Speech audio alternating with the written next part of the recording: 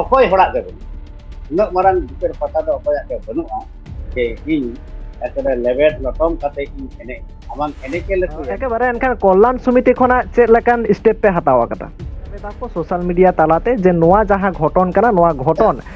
ᱢᱟᱱᱮ ᱪᱟᱯᱟ ᱮᱢ ᱨᱮᱱᱟᱜ ᱠᱚ ᱪᱮᱥᱴᱟᱭᱮᱫᱟ ᱥᱮ ᱫᱟᱱᱟᱝ ᱨᱮᱱᱟᱜ ᱠᱚ ᱪᱮᱥᱴᱟᱭᱮᱫᱟ ᱠᱚ ᱪᱮᱫᱟᱜ ᱥᱮ ᱨᱮᱸᱜᱮᱡ ᱠᱚᱲᱟ ᱜᱤᱫᱽᱨᱟᱹ ᱡᱩᱫᱤ ᱦᱩᱭ ᱠᱚᱜᱼᱟ ᱥᱮ ᱨᱮᱸᱜᱮᱡ ᱠᱚᱲᱟ ᱜᱤᱫᱽᱨᱟᱹ ᱠᱚ ᱡᱩᱫᱤ ᱱᱚᱝᱠᱟᱱᱟᱜ ᱠᱚ ᱠᱚᱨᱟᱣ ᱠᱮᱭᱟ ᱩᱱᱠᱩ ᱪᱮᱛᱟᱱ ᱨᱮ ᱮᱯᱷᱟᱭᱟᱨ ᱧᱮᱞ ᱠᱚᱜᱼᱟ ᱢᱮᱱᱠᱷᱟन ᱱᱩᱠᱩ ᱫᱚ ᱢᱤᱫᱴᱟᱝ ᱵᱷᱟᱹᱜᱤ ᱯᱚᱨᱤᱵᱟᱨ ᱨᱮᱱ ᱠᱟᱱ ᱛᱮᱠᱚ ᱱᱩᱠᱩ ᱪᱮᱛᱟन ᱨᱮ ᱪᱷᱟᱲ ᱮᱢ ᱦᱩᱭᱩᱜ ᱠᱟᱱᱟ ᱱᱚᱝᱠᱟᱱᱟᱜ ᱠᱟᱛᱷᱟ ᱠᱚ ᱨᱟᱠᱟᱵ ᱠᱟᱱᱟ ᱪᱮᱫ ᱥᱟᱹᱨᱤᱜᱮ ᱛᱮᱦᱮᱧ ᱫᱷᱟᱢᱟ ᱪᱟᱯᱟ ᱨᱮᱱᱟᱜ ᱪᱮᱥᱴᱟ ᱦᱩᱭᱩᱜ ᱠᱟᱱᱟ আম ভাইরাল না তো পরের কথা আম যে এনে না ভিতর রে নোয়া গে তুমি অপরাধ আকাদা আম যে ওড়া ভিতর রে অপরাধ দা নোয়া তো ভাইরাল বাখায় তো जोहार एसएनबी लाइव रे सनाम को सागुन दाराम ने घड़ी जहां लका सोशल मीडिया रे मिड चितर से मिड वीडियो हाहाड़ा गे दोमेतेट गे भाइरलोग कना जहां दो नेलोग कना पारसी सिन चांदो जहां गुरु गंके या चितर लेबे लटम कातेर को एनेज बाड़ाय दाको और नोआ घटन नितो दमे जास्ती भाइरलोग कना नोआ मिड चर्चा रना साताम हो राकाब आकना और नोआ को इदि कातेर आयमा जायगा रे एफआईआर हो नेलोग कना एनखान तेहेन आबो सावते मिड गंके बन नामा कदिया जानि खान आयमा हर गे हाबन उपरुमया गंके नोआ चैनल रे सागुन दाराम ना सावते जोहार জোহার एकाला दो नासे धारा उपरुम एम लखान अड़ीगे नापायो ইᱧাᱜ ᱧᱩᱛᱩᱢ ᱫᱚ ᱦᱩᱭᱩᱜ ᱠᱟᱱᱟ মিটন চন্দ্র টুডু পশ্চিমবঙ্গ আদিবাসী কল্যাণ সমিতির প্রেসিডেন্ট বা West Bengal civil tribe welfare association আর মিটটাং উপরুম ᱚᱱᱟ ᱫᱚ ᱤউᱱᱟইটেড ᱡᱟᱦᱟᱸ ᱭᱩᱯᱷᱟ ᱛᱮᱭᱟᱨ ᱟᱠᱟᱱᱟ ᱚᱱᱟ ᱨᱮᱱ ᱡᱚᱭᱮᱱᱴ ᱠᱚᱱভᱮᱱᱟᱨ ᱦᱤᱥᱟᱹᱵ ᱛᱮ ᱦᱚᱸ ᱢᱤᱱᱟᱹᱧᱟ एकाल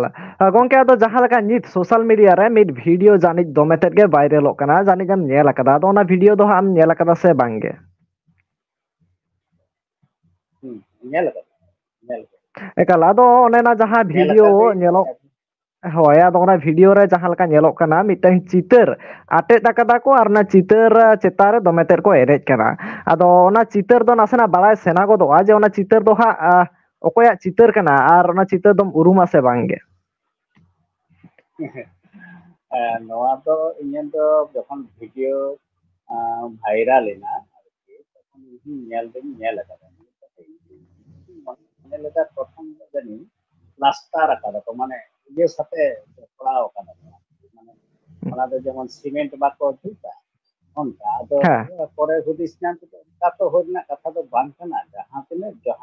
ᱡᱚᱛᱚᱴᱩᱠᱩ ᱜᱮ ᱡᱚᱛᱚᱴᱩᱠু ᱡᱟᱦᱟᱸᱭ ᱠᱚ একটু को ᱚᱞᱚᱜ ᱯᱟᱲᱦᱟᱜ ᱠᱚ ᱥᱮᱬᱟ ᱟᱠᱟᱫᱟ ᱥᱮ ᱵᱟᱠᱚ ᱯᱟᱲᱦᱟᱣ ᱚᱞᱚᱜ ᱯᱟᱲᱦᱟᱣ ᱥᱮᱬᱟ ᱟᱠᱟᱫᱟ ᱚᱱᱠᱟᱱ ᱦᱚᱲ ᱦᱚᱸ ᱠᱤᱱᱛᱩ ᱱᱚᱜᱼᱚᱭ ᱯᱚᱱᱰᱤᱛ ᱨᱚᱜᱷᱩᱱᱟথ ᱢᱩᱨᱢᱩ ᱫᱚᱠᱚ ᱩᱨᱩᱢ সুতরাং ᱱᱚᱣᱟ ᱟᱵᱚᱨᱮᱱ আইকন ᱠᱟᱱᱟᱭ ᱟᱵᱚᱨᱮᱱ ᱥᱚᱥᱛᱟ ᱠᱟᱱᱟᱭ ᱱᱚᱣᱟ ᱚᱞᱪᱤᱠᱤ ᱠᱚᱨᱮ ᱡᱟᱦᱟᱸ ᱠᱚᱵᱚᱱ ᱧᱮᱞ ᱵᱟᱲᱟᱭᱟ তো এবং ᱟᱹᱰᱤ ᱩᱛᱟᱹᱨ ভাবনা দৃষ্টিভঙ্গি অনেক কিছুকে হেনাᱜᱼᱟ ᱥᱟᱶᱛᱟ ᱛᱟᱞᱟᱨᱮ ᱥᱟᱶᱛᱟ ᱟᱹᱨᱤ ᱨᱮ ᱛᱮᱵᱚᱱ ᱧᱮᱞ ᱵᱟᱲᱟ ᱟᱠᱟᱫᱟ তো ᱩᱱᱤᱭᱟᱜ ᱩᱯᱨᱩᱢ ᱫᱚ ᱥᱟᱱᱟᱢ ᱠᱚᱜᱮ ᱠᱚ ᱵᱟᱲᱟᱭᱟ ᱟᱨ ᱡᱟᱦᱟᱸᱭ ᱠᱚᱠᱚ ᱚᱸᱰᱮ ᱠᱚ ᱟᱴᱮᱫ ᱟᱠᱟᱫᱟ ᱟᱨ ᱠᱚ ᱮᱱᱮᱡ ᱟᱠᱟᱱᱟ ᱩᱱᱠᱩ ᱦᱚᱸ ᱠᱚ ᱵᱟᱲᱟᱭᱟ ᱚᱱᱠᱟ ᱵᱟᱠᱚ ᱵᱟᱲᱟᱭ ᱞᱮᱠᱟ ᱫᱚ ᱤᱧᱟᱹᱜ ᱫᱚ ᱢᱚᱱᱮ ᱫᱚ ᱵᱟᱝ ᱦᱩᱭ ᱟᱠᱟᱱᱟ एकाल एनखान आबोना नोआ सांतार समाज रे ओना सावते आबो सांतार रे गुरु गंकेया एनएम दो तिनक गानताय आर चेत चेत को कामी होरा कराव कदा नासेना बाड़ाय सेना गोदवा ओना को बांग बाड़ाय लेखान गे नोआ वीडियो रे लाहा बाय गानोक कनाय হ্যাঁ ᱢᱮᱱᱟ ᱟᱵᱚᱣᱟᱜ ᱯᱚᱱᱰᱤᱛ ᱨᱚᱜᱷᱩᱱᱟথ ᱢᱩᱨᱢᱩ ᱦᱚᱸ ᱛᱟᱨ কিছুদিন পরে ᱜᱮ ᱦᱤᱡᱩᱜ ᱠᱟᱱᱟ ᱡᱟᱱᱟᱢ ᱢᱟᱦᱟ ᱴᱷᱤᱠ ᱱᱤᱭᱟᱹ তো ᱱᱚᱣᱟ ᱡᱟᱱᱟᱢ ᱢᱟᱦᱟ ᱦᱚᱸ ᱚনেক ᱦᱚᱲ ᱠᱚ ᱦᱟᱸᱜ ᱠᱚ ᱯᱟᱞᱚᱱ ᱜᱮᱭᱟ ᱩᱱᱤᱭᱟᱜ ᱠᱚ ᱪᱟᱨᱪᱟᱭ ᱜᱮᱭᱟ তো ᱟᱵᱚ ᱜᱩᱨᱩ ᱜᱚᱢᱠᱮᱭᱟᱜ ᱯᱩᱭᱞᱟᱹ ᱡᱟᱦᱟᱸ ᱪᱤᱱᱛᱟᱹ ᱵᱷᱟᱵᱱᱟ ᱡᱮ ᱟᱵᱚ ᱡᱮᱵᱚᱱ ᱨᱚᱲ ᱮᱫᱟ ᱟᱲᱟᱝ ᱛᱮ ᱡᱟᱦᱟᱸ ᱵᱚᱱ ᱥᱟᱰᱮᱭᱮᱫᱟ ᱱᱚᱣᱟ ᱨᱮᱱᱟᱜ ᱢᱤᱫᱴᱟᱝ ᱪᱤᱠᱤ ᱫᱚᱨᱠᱟর ᱢᱤᱫᱴᱟᱝ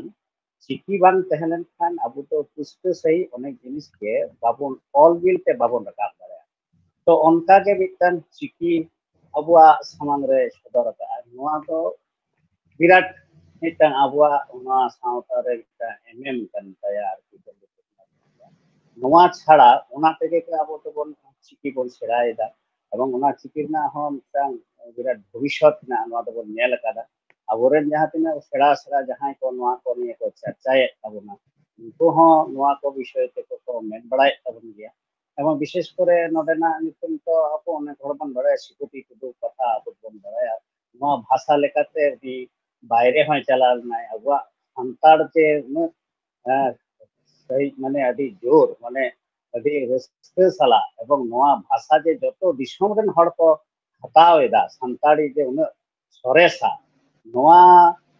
ᱫᱚᱦᱚ ᱞᱟᱹᱜᱤᱫ ᱛᱮᱜᱮ ᱱᱚᱣᱟ ᱯᱚᱸᱰᱤᱛ ᱨᱚᱜᱷᱩᱱᱟᱛᱷ ᱱᱚᱣᱟ ᱪᱤᱠᱤ ᱫᱚ ᱟᱹᱰᱤ ᱞᱟᱹᱠᱛᱤᱭᱟᱱᱟ ᱮᱵᱚᱝ ᱱᱚᱣᱟ ᱮᱠᱟᱞ ᱫᱚ ᱢᱤᱫ ᱥᱩᱫᱷᱩ ᱠᱟᱛᱷᱟ ᱛᱮ ᱢᱮᱱ ᱯᱟᱥᱱᱟᱣ ᱜᱟᱱᱚᱜᱼᱟ ᱞᱟᱹᱜᱤᱫ ᱜᱮ ᱥᱟᱱᱛᱟᱲ ᱠᱚ ᱦᱮᱸ ᱜᱚᱝᱠᱮ ᱢᱮᱱ ᱦᱮᱸ ᱞᱮᱢ ᱦᱮᱸ ᱟᱫᱚᱧ ᱢᱮᱱᱫᱟ ᱥᱩᱫᱷᱩ ᱱᱚᱣᱟ ᱫᱚ ᱵᱟᱝ ᱱᱚᱣᱟ যাতে আরো পাসনাও দাঁড়িয়ে ᱚᱱᱟ ᱞᱟᱹᱜᱤᱫ ᱦᱚᱸ ᱥᱚᱝᱜᱚᱴᱷᱚᱱᱮ ᱛᱮᱭᱟᱨ ᱟᱠᱟᱫᱟ ᱚᱱᱟ ᱨᱮᱱᱟᱜ ᱧᱩᱛᱩᱢ ᱦᱩᱭᱩᱜ ᱠᱟᱱᱟ ᱮᱥᱮᱠᱟ ᱮᱥᱮᱠᱟ ᱛᱮᱭᱟᱨ ᱞᱮᱫᱟ ᱮᱵᱚᱝ ᱚᱱᱟᱛᱮ ᱟᱭᱟᱜ ᱢᱚᱱᱮ ᱨᱮᱱᱟᱜ ᱡᱟᱦᱟᱸ ᱠᱩᱠᱞᱤ ᱠᱚ ᱥᱟᱶᱛᱟ ᱟᱹᱨᱤ ᱡᱟᱦᱟᱸ ᱠᱚ ᱜᱟᱵᱟᱱ ᱟᱠᱟᱱ ᱛᱟᱭᱟ ᱠᱟᱛᱷᱟ ᱠᱚ ᱱᱚᱣᱟ ᱛᱟᱞᱟ ᱛᱮᱦᱚᱸ ᱯᱟᱥᱱᱟᱣ ᱨᱮᱱᱟᱜ ᱨᱤᱠᱟᱹ ᱞᱮᱫᱟᱭ ᱮᱵᱚᱝ ᱨᱤᱠᱟᱹ ᱟᱠᱟᱫᱟᱭ ᱮᱵᱚᱝ ᱚᱱᱟ ᱥᱟᱱᱟᱢ ᱦᱚᱲ ᱠᱚᱵᱚᱱ ᱵᱟᱲᱟᱭᱟ ᱠᱚᱢ ᱵᱮᱥᱤ ᱡᱚᱛᱚ ᱦᱚᱲ ᱜᱮᱵᱚᱱ ᱵᱟᱲᱟᱭᱟ শুধু বাংলা রেদো বাং তেহেᱧ ᱫᱚ বিহার বেঙ্গল উড়িষ্যা আর ভারত ᱨᱮ ᱵᱟᱭᱨᱮ ᱚᱸᱰᱮ ᱦᱚᱸ ᱩᱱᱤᱭᱟᱜ ᱧᱩᱛᱩᱢ ᱛᱮ অনেক ᱦᱚᱲ ᱠᱚ ᱥᱤᱠᱟᱹᱨ ᱜᱮᱭᱟ ᱞᱟᱹᱠᱛᱤᱭᱟᱱᱟᱜ ᱠᱟᱛᱷᱟ ᱠᱚ ᱢᱮᱱ ᱵᱟᱲᱟᱭᱟ ᱱᱤᱛᱚᱜ ᱦᱩᱭᱩᱜ ᱠᱟᱱᱟ ᱮᱠᱟᱞ ᱡᱟᱹᱱᱤᱡ ᱠᱷᱟᱱ ᱢᱤᱫ ᱞᱮᱠᱟᱛᱮ ᱢᱮᱱ ᱜᱟᱱᱚᱜᱼᱟ ᱡᱮ ᱜᱩᱨᱩ ᱜᱚᱝᱠᱮ ᱥᱮ ᱯᱟᱹᱨᱥᱤ ᱥᱤᱧ ᱪᱟᱸᱫᱳ ᱡᱟᱦᱟᱸ ᱜᱩᱨᱩ ᱜᱚᱝᱠᱮ ᱫᱚ ᱥᱟᱱᱛᱟᱲ ᱠᱚ ᱢᱤᱫ ᱩᱯᱨᱩᱢ ᱠᱟᱱᱟᱭ ᱡᱟᱦᱟᱸ ᱫᱚ ᱚᱱᱟᱛᱮ ᱯᱟᱹᱨᱥᱤ ᱥᱤᱧ ᱪᱟᱸᱫᱳ ᱢᱮᱫ ᱵᱩᱥᱟᱹᱲᱮ ᱮᱢ ᱟᱠᱟᱫ ᱵᱚᱱᱟᱭ ᱱᱚᱣᱟ ᱦᱚᱸᱠᱚ ᱢᱮᱱ ᱜᱮᱭᱟ ᱠᱚ ᱮᱱᱠᱷᱟᱱ ᱱᱤᱛᱚᱜ ᱡᱟᱦᱟᱸ ᱞᱮᱠᱟ ᱵᱷᱤᱰᱤᱭᱳ ᱵᱷᱟᱭᱨᱟᱞᱚᱜ ᱠᱟᱱᱟ ᱡᱟᱦᱟᱸ ᱞᱮᱠᱟ ᱫᱚ ᱧᱮᱞᱚᱜ ᱠᱟᱱᱟ ᱡᱟᱦᱟᱸ ᱞᱮᱠᱟ ᱜᱩᱨᱩ ᱜᱚᱝᱠᱮ ᱪᱤᱛᱟᱹᱨ ᱥᱟᱞᱟᱜ ᱵᱮᱵᱚᱦᱟᱨ ᱦᱩᱭᱩᱜ ᱠᱟᱱᱟ ᱮᱱᱠᱷᱟᱱ ᱱᱚᱣᱟ ᱠᱚ ᱤᱫᱤ ᱠᱟᱛᱮ ᱪᱮᱫ ᱮᱢ ᱢᱮᱱᱟ ᱱᱚᱣᱟ ᱫᱚ ᱵᱟᱝ ᱵᱩᱡᱽ ᱠᱟᱛᱮ ᱛᱚ ᱤᱧ ᱛᱚ ᱵᱟᱹᱧ ᱵᱩᱡᱷᱟᱹᱣ ᱠᱟᱫᱟ ᱤᱧᱟᱹᱜ ᱫᱚ ᱢᱚᱱᱮ ᱦᱩᱭᱩᱜ ᱠᱟᱱᱟ ᱵᱩᱡᱽ ᱥᱩᱡᱽ ᱠᱟᱛᱮ ᱠᱚ ᱠᱚᱨᱟᱣ ᱠᱟᱫᱟ আর যদি কোনো কারণে বাং বুঝ কাতে হো করাও কারণে জাহাঁ লেখা কাতে কো করাও কা ইᱧ মিটাং গে কথা ᱚᱱᱟ ᱫᱚ ᱟᱵᱚᱨᱮᱱ ᱟᱭᱠᱚᱱ ᱦᱤᱥᱟᱹᱵ ᱛᱮ ᱟᱵᱚᱨᱮᱱ ᱡᱟᱦᱟᱸᱭ ᱥᱟᱦᱤᱛᱛᱚ ᱡᱚᱜᱚᱛ ᱨᱮᱱ ᱥᱨᱚᱥᱴᱟ ᱦᱤᱥᱟᱹᱵ ᱛᱮ ᱡᱟᱦᱟᱸ ᱛᱮᱵᱚᱱ ᱧᱮᱞᱮᱭᱟ ᱯᱚᱸᱰᱤᱛ ᱨᱚᱜᱷᱩᱱᱟথ ᱢᱩᱨᱢᱩ আর বাং ᱦᱚᱸ ᱢᱟᱱᱟᱣ ᱫᱟᱲᱮᱭᱟᱜᱼᱟ ᱚᱱᱟ ᱫᱚ ᱟᱞᱟᱫᱟ ᱡᱤᱱᱤᱥ ᱠᱤᱱᱛᱩ ᱚᱯᱚᱢᱟᱱ ᱨᱮᱱᱟᱜ ᱫᱚ ᱦᱚᱠ ᱟᱹᱭᱫᱟᱹᱨ ᱫᱚ ᱟᱢᱟᱜ ᱚᱠᱚᱭ ᱦᱚᱲᱟᱜ ᱜᱮ ᱵᱟᱹᱱᱩᱜᱼᱟ ᱩᱱᱟᱹᱜ ᱢᱟᱨᱟᱝ ᱵᱩᱠᱟᱹᱨ ᱯᱟᱴᱟ ᱫᱚ ᱚᱠᱚᱭᱟᱜ ᱜᱮ ᱵᱟᱹᱱᱩᱜᱼᱟ ᱡᱮ ᱤᱧ ᱮᱠবারে লেবেট লটম কাতে ইᱧ এনে আমাং এনেকে ᱞᱟᱹᱴᱩᱭᱮᱱ ᱛᱟᱢᱟ amang mid dhaw dishe bang ᱦᱮᱡ ᱞᱮᱱ ᱛᱟᱢᱟ amang ᱢᱚᱱᱮ ᱵᱟᱝ ᱦᱩᱭ ᱞᱮᱱ ᱛᱟᱢᱟ ᱟᱯᱮ ᱵᱟ ᱥᱤᱠᱠᱷᱤᱛᱚ ᱦᱚᱲ ᱥᱤᱠᱠᱷᱤᱛᱚ ᱦᱚᱲᱟᱜ ᱜᱮ ᱡᱩᱫᱤ ᱱᱚᱣᱟ ᱢᱚᱱᱮ ᱨᱮ ᱦᱮᱡ ᱫᱟᱲᱮᱭᱟᱜᱼᱟ ᱛᱟᱦᱞᱮ ᱢᱩᱨᱠᱷ ᱢᱩᱞᱩᱠ ᱥᱩᱞᱩᱠ ᱦᱚᱲ ᱡᱟᱦᱟᱸᱭ ᱧᱮᱞ ᱜᱮ ᱵᱟᱠᱚ ᱧᱮᱞ ᱴᱷᱤᱠᱮᱭᱟ ᱩᱱᱤ ᱴᱷᱮᱱ ᱫᱚ ᱪᱮᱫ তাহলে আবু লেকান শিক্ষিত হক থেকে তো নোয়া তো আরো বেশি যাইতে বেশি কাইতে নোয়া কদো লাক্তিয়ানা যে ইন দো ওকা কমি দেই ওকান চিদি চিকাইদা ওকারে চিদি এনেদা নোয়া কদো একেবারে গে তেই করা উচিত বাং কানা এবং নোয়া নুকুয়া শাস্তি হওয়া উচিত ᱤᱧ ᱯᱟᱴᱜᱟᱸᱰᱳ ᱠᱟᱛᱮ ᱩᱢᱩᱠ ᱠᱟᱛᱮ ᱰᱷᱮᱠ ᱠᱟᱛᱮ ᱤᱧ ᱯᱟᱴ ᱠᱮᱫᱟ ᱢᱟᱱᱮ ᱡᱚᱛᱚ ᱠᱤᱪᱷᱩ ᱱᱚᱣᱟ ᱫᱚ শেষ ᱫᱚ ᱵᱟᱝ ᱦᱩᱭ ᱱᱚᱣᱟ ᱨᱮᱱᱟᱜ যথার্থ মিটার শাস্তি দরকার ᱱᱚᱣᱟ ᱫᱚ করা উচিত একেবারে এনখান কল্যাণ সমিতি খোনা ᱪᱮᱫ ᱞᱮᱠᱟᱱ স্টেপ ᱯᱮ ᱦᱟᱛᱟᱣ ᱟᱠᱟᱫᱟ ᱵᱟᱝ ᱱᱚᱣᱟ ᱫᱚ যখন নোয়া খয় মিটাং পইলে রে আতড়া রে মিটাং ঘটনা ঘটাও লনা ᱚᱱᱟ ᱫᱚ হ্যাঁ শর্মিলা হাসদা এরকম একটা ঘটনা ᱚᱸᱰᱮ ᱦᱚᱸ ᱮᱴᱟᱜ ᱪᱷᱟᱹᱛᱤᱠ ᱨᱮᱱ ᱢᱤᱫᱴᱟᱝ ᱯᱚᱸᱰᱤᱛ ᱨᱚᱜᱷᱩᱱᱟথ ᱢᱩᱨᱢᱩᱣᱟᱜ ᱫᱚ ᱵᱟᱹᱲᱤᱡ ᱠᱟᱹᱢᱤ ᱟᱨᱠᱤ ᱠᱚᱨᱟᱣ ᱠᱟᱫᱟ শেখ মোহাম্মদ ᱚᱱᱟᱨᱮ কাইফ কিন্তু ᱡᱟᱦᱟᱸ ᱫᱚ 2023 ᱨᱮᱭᱟᱜ ᱜᱷᱚᱴᱚᱱ হ্যাঁ ᱠᱟᱱᱟ একদম একদম একদম ᱚᱸᱰᱮ ᱦᱚᱸ কিন্তু পশ্চিমবঙ্গ আদিবাসী কল্যাণ সমিতি ᱫᱚ কিন্তু প্রতিবাদ আকাদায় সোশ্যাল মিডিয়াতে কিন্তু আজ তো নিজে হেলাও কাতে তো বাই শেয়ার আকাদায় বা কন্ট্যাক্ট তো বাই করাও কাদা নোয়া তো স্বাভাবিক একটা কোশ্চেন স্বাভাবিক একটা কোশ্চেন তো নোডে একটু বুঝ দরকার নোয়া না সাংগঠনিক যাহা চিন্তা ভাবনা যেটা কাতে নোয়া তো তৈয়ার আকানা নোয়া তো তৈয়ার আকানা মূলত মিটাং সাংবিধানিক অধিকার সুরক্ষিত যাতে তাহেন মা না লাগি কে মিটাং এজেন্ডা ওয়াতে কে নোয়া তো তৈয়ার আকানা এখন স্বাভাবিক কারণে অনেক বড় প্রশ্ন তাহলে কি আপনি এটা কিছু বাপে কমিয়া নিশ্চয়ই বলে কমিয়া কারণ সামাজিক কিছু সমস্যা হেলেন নিশ্চয়ই কমি দরকার কিন্তু মিটাং সাংগঠনিক যেহেতু মিটাং চিন্তা ভাবনা কে তৈয়ার আকানা নোডে খয় তো খুব বেশি পৌড়ি হাতাল লেকা তো জায়গা একটু কম দিতা এনতে রেহো কিছু কিছু সমস্যা কত নিশ্চয়ই করা হবে যেমন হোস্টেল নিয়ে কিছু কথা তখন হোস্টেল নিয়ে হলে চিন্তা ভাবনা কথা আরো এটা এটা জিনিস কহো হয় কেন হয়তো কোনো কিছু জমি সংক্রান্ত নিয়ে আলে তো সেন্ট্রালাইজ হয়তো বলে মুভ কা লোকালগত ভাবে মুভ কাদা স্বাভাবিক নোয়া তবে ওনা হতে থেকে বেশি কিছু দেবা তবে কিছুদিন কইলে গে যখন নোয়া ঘটনা ঘটা হয় না তারপরে কে বারপে দিন লাহারে কে আলেন সম্পাদক ফরসাল কিসকু এটা কিন্তু সোশ্যাল মিডিয়ারে নন প্রতিবাদে এম এবং শুধু তাই ᱫᱚ ᱵᱟᱝ বালকরাম সরেন ᱦᱚᱸ ᱤᱧ ᱥᱟᱛᱮ ᱜᱮ ᱰᱟᱭᱨᱮক্ᱴ ᱟᱹᱞᱤᱧ ᱞᱤᱧ ᱜᱟᱞᱢᱟᱨᱟᱣ ᱟᱠᱟᱫᱟ ᱜᱟᱞᱢᱟᱨᱟᱣ ᱠᱟᱛᱮ ᱥᱳᱥᱟᱞ ᱢᱤᱰᱤᱭᱟ ᱨᱮ ᱩᱱᱤ ᱦᱚᱸ ᱯᱳᱥᱴ ᱞᱮᱫᱟᱭ এবং ᱤᱧ ᱦᱚᱸ ᱱᱤᱡᱮ ব্যক্তিগত ভাবে ᱦᱚᱸ কয়েকটি জিনিসᱤᱧ শেয়ার লেদা ᱡᱮ ᱵᱟᱝ ᱱᱚᱣᱟ ᱫᱚ ᱴᱷᱤᱠ ᱵᱟᱝ ᱦᱩᱭᱩᱜ ᱠᱟᱱᱟ ᱱᱚᱣᱟ ᱜᱮ ᱦᱩᱭᱩᱜ ᱠᱟᱱᱟ ᱟᱞᱮᱭᱟᱜ এবং ᱟᱹᱰᱤ ᱪᱤᱱᱛᱟᱹ ᱵᱷᱟᱵᱱᱟ ᱠᱟᱛᱮ ᱜᱮ ᱟᱞᱮ ᱞᱮ ᱟᱞᱳᱪᱚᱱᱟ ᱟᱠᱟᱫᱟ ᱟᱞᱳᱪᱚᱱᱟ ᱠᱟᱛᱮ ᱞᱮ ᱢᱮᱱ ᱠᱮᱫᱟ ᱡᱮ ᱵᱟᱝ ᱛᱟᱦᱞᱮ ᱱᱚᱣᱟ ᱫᱚ ᱟᱵᱚᱣᱟᱜ কিছু করা দরকার কিন্তু সাংগঠনিক একটা ব্যাপার মেনাᱜᱼᱟ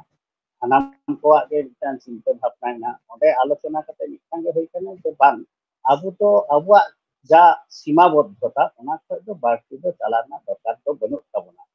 তবে নিশ্চয়ই ᱱᱚᱣᱟ ᱫᱚ ᱠᱷᱟᱹᱞᱤ ᱠᱟᱹᱢᱤ ᱫᱚ ᱵᱟᱝ ᱦᱩᱭ ᱠᱟᱱᱟ ᱱᱚᱣᱟ ᱫᱚ প্রতিবাদ করা দরকার কান তাবᱚᱱᱟ তো ইᱧᱟᱹᱜ তখন মনে হই কান যে সাংগঠনিক ভাবে আলেলে অলরেডি বাঁকুড়া রে উল্লেখ করা নয় এফআইআর হতে যুবক কিন্তু পরবর্তী পর্যায়ে আলিয়া সিদ্ধান্ত খাতির থেকে ওটা কাটালে কিছুটা সমস্যা খাতির থেকে আলাদা ভালো এফআইআর কিন্তু তার মানে এই না যে উনকু বলে আলালে সাপোর্ট এটা হচ্ছে এটা কিন্তু তবে নোয়া মেন না দরকার যাহা যাহাই গুরু গঙ্কে বা সংগঠন রে যাহাই মেনা কোয়া নিত কিংবা যাহাই আরো এটা এটা মানে সংগঠন 250টি চিতারে সংগঠন মেনা তার মধ্যে ভারত জাকাত সানাম তো বিগমেন্ডা উনকু চিদা বাকো করাওদা নোয়া দে এটা চিন্তার না বিষয় কান গিয়া তবে পশ্চিমবঙ্গ আদিবাসী কল্যাণ সমিতিকে যতই করাওয়ায় নটা ভাবনা তো মনে হয় ঠিক দো বান হ্যাঁ তবে হ্যাঁ মানুষের প্রত্যাশা এক্সপেকটেশন তো দেখেন গিয়া সব জায়গায় থাকে তবু যতটা করা হয়ে কানা বা যতটা করার না চেষ্টায় গেলে না গেলে পুরোমুটি দা পশ্চিমবঙ্গ আদিবাসী কল্যাণ সমিতি খান তবু নোয়া বিষয়তে যাতে আরো একটু চিতান ধাপে আলোচনা হয়ে না ওনা হতে তিহিং গাপার মধ্যে ইউপারে মিটাং আলোচনা করে না কথা মেনা ইংগে নিজেকে মেন কাজ করতে একটা আলোচনায় তখন কেন অন্তর ঘটনা ঘটাও কানা তো ওটা তো 46টি সংগঠন মেনা তাহলে 46টি সংগঠনে এসেকা হও মেনায় ভারত জাকাত হও মেনায় স্বাভাবিক কারণে ওটা মেন নোয়া তো দাঁড়ামো গিয়া যে চিদা আপে তো নোয়া নিয়ে তো বাপে চিন্তা স্বাভাবিক কারণে নোয়া কদো একটু একটু চিন্তা না এবারে উনকু পশ্চিমবঙ্গ আদিবাসী কল্যাণ সমিতিটা পরিষ্কার লয়ের না দরকার উনকু কোন সদস্য বা মেম্বার তো আলেরেন দো বান কিন্তু আলে আপের না ব্যাপার তো বান কানা মিটাং সোসাইটি রে নকা পণ্ডিত গঙ্কে লেখা পণ্ডিত রঘুনাথ মুর্মু গঙ্কে লেখা তো অপমান কাদিয়া নোয়া তো কিন্তু পশ্চিমবঙ্গ আদিবাসী কল্যাণ সমিতি কো হয় যেমন আলে বালে মানবতা দাঁড়ে কেন তেমনি ইউফা তরফ থেকে হয় ইন্দ মনে হয় নোয়া তো মানার না আগে বান সুতরাং তিহিং গাপার মধ্যে যদি অনা মিটিং হয়েওয়া তাহলে নোয়াকে অবশ্যই মেন রাখাবই এবং যদি ওদের সিদ্ধান্ত হয় অবশ্যই এফআইআর একেবারে আইমাগান গঙ্কে কো কথা কো রাকাবে দাকো সোশ্যাল মিডিয়া তালাতে যে নোয়া যাহা ঘটন কানা নোয়া ঘটন মানে চাপা এম রেনা কো চেষ্টায়দা সে দানাং রেনা কো চেষ্টায়দা কো চেদা সে রেঙ্গেজ কোড়া গিদর যদি হুই কো সে রেঙ্গেজ কোড়া গিদর কো যদি নংকানা কো করাও কে উনকু চেতারে এফআইআর নেল কো মেনখান নুকু দো মিটাং ভাগি পরিবার রেন কানতে কো নুকু চেতারে ছাড় এম হুইউ কানা নংকানা কথা কো রাকাব কানা চেত সারিগে তেহেন ধামা চাপার না চেষ্টা হুইউ কানা বা এটা এটা সংগঠন কো বাকো রড়ে নোয়া কো ইদি কাতে বাবা এটা সংগঠন না তো চিদা এসেকা বাই মেনা চিদা ভারত জাকাত বাই মেনা বা চিদা বিশ্ব আদিবাসী আরো এটা যাহা কো সংগঠন না চিদা বাকো মেনদা ওনা তো ইন্ডিয়ান দায়ভার তো বনো মানে ইন্ডিয়ান মেরনা তো জায়গা তো বনো এই শুধুমাত্র একাল বারে গঙ্কে আমা মেরনা জায়গা বাচুয়া এনখান তেহেন সে নোয়া দানাং রেনা কো চেষ্টায়দা নোয়া ঘটন তেহেন চাপাইম রেনা কো চেষ্টায়দা কো অনকা এই তো খবর তো বানুয়া দানাং রেনা তবে কিছু কথা ইনতে হেই কানা যাহা যেমন পুইলে রেগে বিটাং কুড়ি হপন যাহাই মেনে যে আলেয়া দোষ তো বাং যাহাই ভিডিও প্রচার কাদা নিতে উনিয়া গে হইতো না দোষ ইয়া মিটাং পরিষ্কার আম দো তিন ভিডিও লে নেল জানে তাহলে ভিডিও আড়াল রে যদি আমি কমি কিয়া তাহলে কি ঠিকন কমি নোয়া লাহাতা আমার ওনাকে তো মেন চয় দেয় ওনাকে মেন চয় দেয় ঠিক আছে কামি দেয় হ্যাঁ বা ওনা যাহাই মেন দেয় ওনা তো মানে ঠিক মেনা নোয়া উনো ন্যূনতম মিটা বোধ দেয়া দরকার মিটাং শিক্ষিত কো মেন দা যদি শিক্ষিত হই কাতে ন্যূনতম মিটাং আয়া বোধবান তেন তায়া তাহলে নটা কথা আম ভাইরাল না তো পরের কথা আম যে মেনে না ভিতর রে নোয়া গে তুমি অপরাধ কাদা আম যে ওড়া ভিতর অপরাধ দা নোয়া তো ভাইরাল বাথায় তো হট বাকো বুঝি ইন মেন দি নোয়া তো আমাং মনে হই কান তোমার নিজেকে বিটা কুড়ি জন মেসে abuak je kono hora foto de latar por nyel lekha chik bon chikaya je baba foto do jahay kan ge uprum bang uprum reha hor ko eto jokna ko eta the jut kate ko dohoya ba eta the table ko dohoya কিন্তু am do table da dulna am ona setan lebe kate eni sidin mona hin tama মানে absurd বটে অবাক করি নোয়া তো চিন্তা ভাবনা একেবারে গঙ্কে ওনা সাথে কিছু গাড়ি লাহারে কথাম রাকাব কেদা ওনা সাথে কিছুড়ি লাহারে কথাম রাকাব কেদা যে নোয়া ঘটন একবারে ধিক্কারম জানাওয়া কানা বাম সাপোর্ট এদা ওনা সাথে নুকু শাস্তি মানে ñam mako nongkana muhir dan kan শাস্তি do chika lekate ko ñama judi samang re babon hijua হ্যাঁ বাং নোয়া তো ঠিক নিয়ম একটা চিন্তা ভাবনা হই কেন ওনা হাতে থেকে তিন ইউফার না তিন কি ব্যাপার মধ্যে আমি একটা মিটিং এবং নোয়া ইউফার যদি কোনো কারণে ইউফার থেকে পাতো হাতাওয়া স্টেপ তাহলে পশ্চিমবঙ্গ আদিবাসী কল্যাণ সমিতি কিছু সমস্যা থাকতে বাদ হইলে না হলা হইলে না কথা দেখা তাহলে যে একটা ব্যক্তিগত তো মিটান হর কানি এই সোশ্যাল মিডিয়ারে যখনই নলা কাদা একটা ব্যক্তি নলা কাদা ওটা তো কিন্তু কোনো আলেয়া পশ্চিমবঙ্গ আদিবাসী ওয়াল পেজ করে বাজেন কাদা ইউফা ওয়াল পেজ করে বাজে তাহলে ইন ব্যক্তিগত ভাবে এফআইআর দাঁড়াইছে না ওনার সুবিধা যদি ইজেন সম্ভব হইয়া অবশ্যই করাওয়া নোয়া চিন্তা ভাবনা কাটাকে ওঠে আইমা সারা গঙ্কে এনখান মুচাদ রে দিসম হর ko চেদ দিসু দিসম সদর আকwa নিয়াগি মেনা আবু অলক পড়াতে বন সরে সকান রে হন আবুয়া মান বুদ্ধি বিবেক তে বন খাটন্য গিয়া ওনা বারবারে কি মেনা সানাম কোগে जहां রেগে হিনা পেয়া আবুয়া जहां লেজেন্ডা কো হিনা আবুয়া जहां আইকন কো হিনা কো जहां আবুরেন বীর বান্টা সিধু কানু লেকান হর হিনা কো পণ্ডিত রঘুনাথ মুর্মু লেকা হর হিনা কো সাধু রামচন্দ্র লেকা হর হিনা কো নুকুয়া জীবন রে উনকুয়া আদি উত্তর এমএম মেনা ওনা কো जहां লেকা কাতে বন যদি বন দহ দাড়েয়া जहां লেকা কাতে উনকো সম্মান এম কাতে যদি আবুয়া